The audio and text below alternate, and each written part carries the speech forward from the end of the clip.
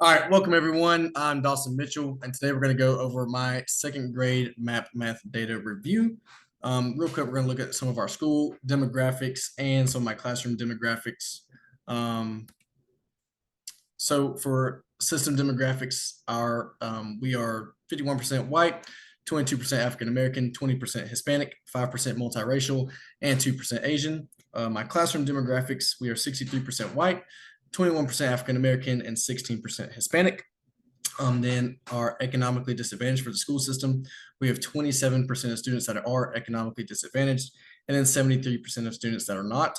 And then for my classroom, I have 32% of students that are economically disadvantaged, and then 68% that are not.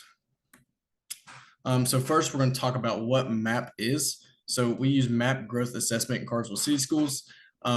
We measure students' performance level at different times of the school year and then compute to their academic growth. So second grade takes the 2 through 5 test. We found that this was the best test to get a full measurement of their growth throughout the year so that they didn't max out in the K through 2 test where they might not have shown any growth. We just figured that this gives them the best opportunity to show how much they've grown throughout the year. And then later you're going to see something called a RIT score or a RIT score. So this reflects the student's academic knowledge, skills, and abilities. So we like to look at this as like a measuring tape that you would use at home to measure your child, just to see how much they've grown throughout the year. And then the test is also computer adaptive. Each student will receive a unique question based off their previous answers. So let's say a student answers 2 wrong, they might get bumped down in content level. Or if they get 2 right, they might move on to the next tier of content. And then as teachers, we really use this to differentiate and we use it to guide our instruction on a day-to-day basis. So basically MAP gives us our RIT score, and usually the students that are in the same area of RIT score, we can group those kids together because they have the same content and skill knowledge. Does anyone have any questions so far? So we're going to look at some of the goals and when we take it. So we take it in the fall, winter, and spring, and then we consider 20 points a full year of growth. And we try to break this down per test. So from fall to winter, we'd like our kids to grow 10 points, and then winter to spring, we would like them to grow another 10 points to make up that full 20. So I have an example over here from one of my students. She went from a 159 to a 168 from fall to winter. So she met her goal almost. She was at 9, but we'll take that as long as she grew 11 points from winter to spring, and she grew 27 points. So that was awesome for her. And then same thing for her reading. She went from a 152 to a 179, and then from 179 to a 192. So again, she made over 30 points of growth. And then I want to look at the high average achievement. So if you look right under mathematics, it says 65th percentile. So this means she scored better than 65% of her peers. And I really want to keep that in mind going into this next data set that we're going to look at. So this is the overall data for my class. And just some key points I want to point out. So our mean RIT score is just the class average. We average a 196.6 for our RIT score for mathematics. At the district level, RIT score was a 191 average. And then for grade level, it was 189.8 average. And then 13 of 19 students scored at or above grade level RIT. And then if we look here at the bottom at these colors, we have low, low average, average, and high. You'll see the percentiles. So my last student, she was scored in the 65th percentile. So if we go down and look at high average, it says 61 through 80th percentile. So she would be high average for her grade level, which is awesome. For low average, we have less than 21%. Low is 21% or lower. Low average is 21 to 40%. Average is 41 to 60%. And then high average is 61 to 80. And high is 80 above. Our goal is to get all the kids from low, average, and average into the high average category. And then you can also see the test is broken down at the bottom where it says instructional area RIT range. We have geometry, numbers and operations, operations and algebraic thinking, and measurement and data.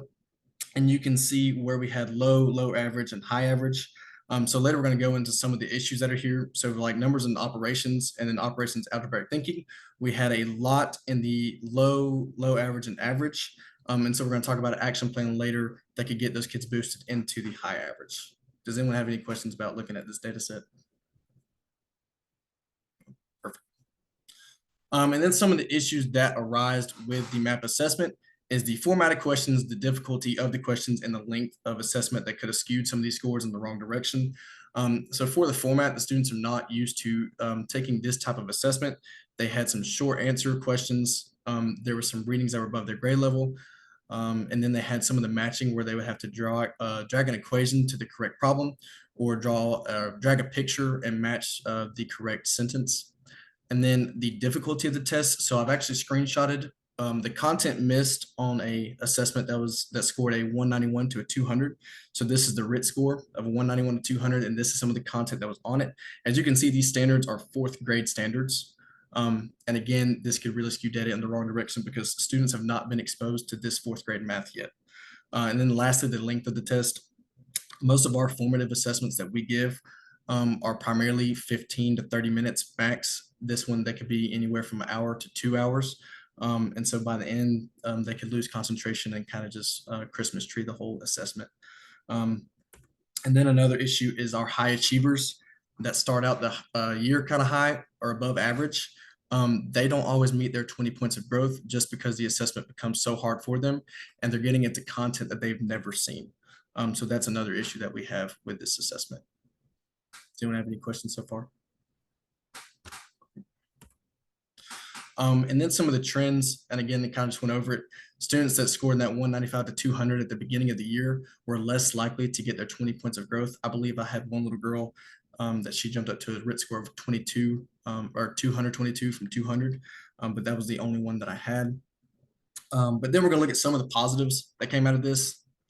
So I've kind of highlighted in the summary, our RIT score was a 196.6 average, which was higher than the district and the grade level, which was awesome. And then in all components of the assessment, so where it says geometry, numbers, operations and algebraic thinking, and measurement and data, we also scored above district average. If you can see the mean RIT score under the black box to the right, we had 200, an average of 200 RIT score for geometry, 195 for numbers and operations, 195 for operations and algebraic thinking, and then 196 for measurement and data. So those are some of the positives that came out of this assessment. Does anyone have any questions about this data? Good, perfect. And then some of our weaknesses.